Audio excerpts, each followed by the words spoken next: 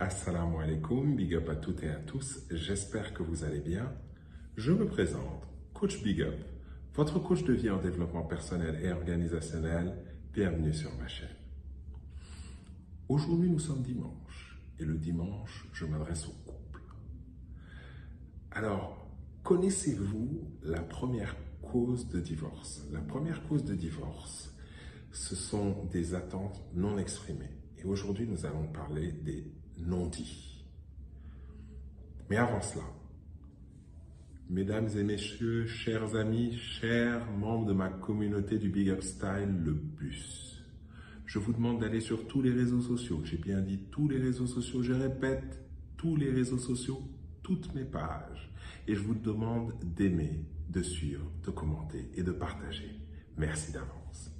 Alors aujourd'hui, c'est très simple. On va voir comment les non-dits peuvent être dangereux, pourquoi parfois ça peut être une bonne chose et quels sont les conseils que je vous donne. La première chose à savoir, c'est que les non-dits peuvent être des bombes à retardement. En effet, quand il y a un non-dit qui entraîne de l'accumulation et de la frustration, c'est une bombe à retardement qui va vous exploser à la tête et exploser à la tête de votre conjointe ou de votre conjoint. Donc, quand c'est un non-dit qui entraîne de ruminer, de le garder pour soi, que votre communication intérieure, votre langage intérieur soit négatif, c'est pas bon du tout. C'est pas bon du tout aussi quand il ne respecte pas donc l'espace de l'autre, que ça crée vraiment une émission dans un endroit où vous n'avez pas votre place. Dans quel cas ça peut être une bonne chose? Quand ça évite, par exemple, d'avoir des paroles qui blessent l'autre, qui sont agressives, qui sont méchantes, qui sont injustes.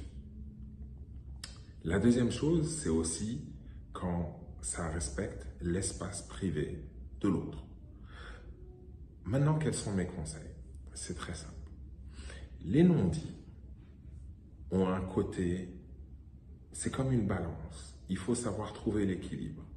Il y a la façon de dire les choses. Je vous recommande souvent d'utiliser la CNV, la communication non violente. Je vous invite à aller voir la vidéo que j'ai faite sur la communication non violente, CNV. Ensuite, il y a un moment pour dire les choses. Moi, dans mon couple, j'évite les discussions dans la chambre à coucher, qui pour moi, la chambre à coucher, c'est un lieu de paix, c'est un lieu d'amour, dans tous les sens du terme.